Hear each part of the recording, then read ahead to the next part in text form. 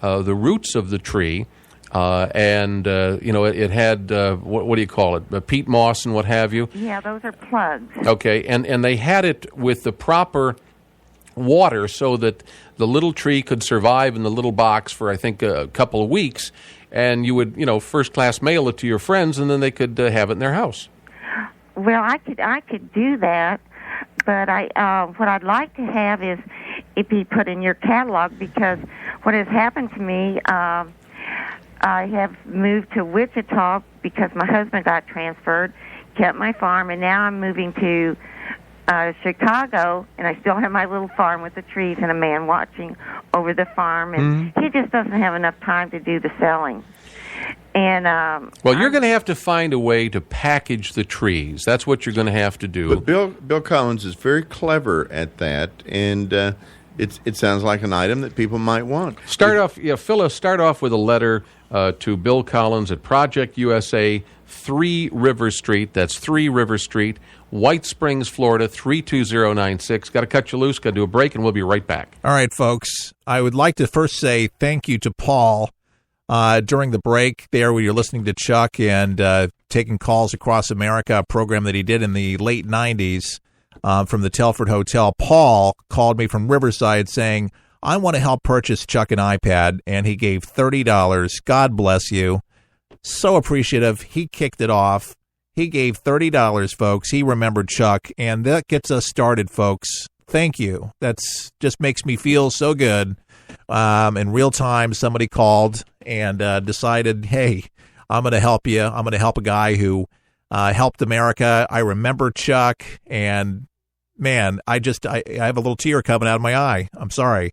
I just know how hard this guy worked, and what he went through, 18-year audit after Hillary Clinton got him booted off the air when he tried to make his company work because he was a nonprofit, but he was doing politics, so he had to stop doing the 501c3 and become for-profit, and in doing so, he thought because the UAW was pro-America, things would work out as a partner, and it became UBN, so he could protect himself. And when doing so, they robbed his microphone and put an 18-year audit on him, and he didn't do anything wrong, and it was proven that nothing happened. But 18 years later, took his microphone away from him and his power to do what he did because he was against free trade, GATT and NAFTA, and crony politicians that are still with us in Washington, and that's why Donald Trump still has the problems that he has, and that's why people have been fed up, and that's why America, if you don't like Donald Trump, why so many people voted him in, a non-politician, because we need somebody that has common sense. Maybe he's not as articulate, maybe he's not as smooth as a Barack Obama when he goes around talking and got some swag to his voice, but lying to you all along. But somebody that's a fighter, and that's what Donald Trump has always done. And when you're a successful business person, you look out for your company and you do whatever it takes to make sure that your people are taken care of. His people are you and me, and I honestly believe that he loves America. He wants to have a country left over for his kids. He wants a country. He loves his country. He knows how much that his country has given him, has done for him. He's able to build a whole dynasty. Look at his family. Okay, maybe you don't like Donald Trump, but listen, if he was so screwed up, his kids would be doing drugs. There would be somebody jumping out a window. Somebody doing something crazy. Nobody does it. They go to the best colleges. They got the best education. They're running his company, running the country alongside him.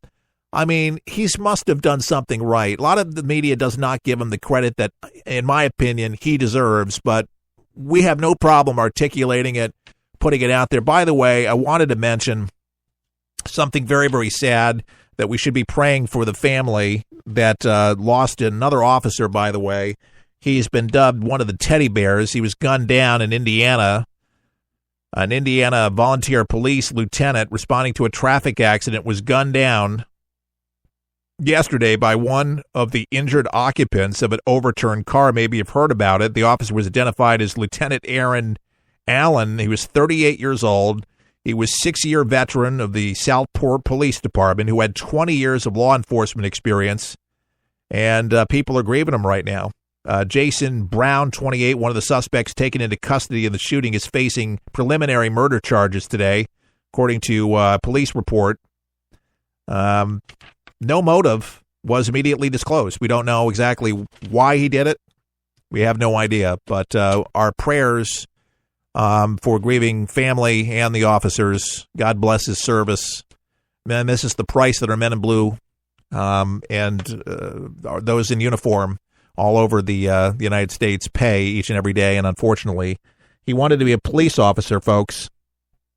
Believe it or not, since he was 5 years old. Since he was 5. That's a tough one. Folks, please help with Chuck Harder's iPad that we're trying to get for him. We'll get it if you make a donation. And maybe you'll be like Paul and you can give $30. Or you can give something. You don't have to give exactly what he gave. Maybe you can give more. Maybe you give less. But if we do all our parts, we'll be able to bring that good news to Chuck, to where he can start writing again, start seeing the world again, because he is bedridden at Signature Nursing Home in Gainesville. We want to bless him with this iPad. So go to our website, just like Paul did, at forthepeopleshow.com, and when we buy it, we will film it at Facebook Live, and when I purchase it, we'll do the whole video. It'll be fun, and you'll see a smile definitely on Chuck's face. Appreciate so many of you that support us and believe in us. Keith Allen, For the People, saying all the best. May God bless.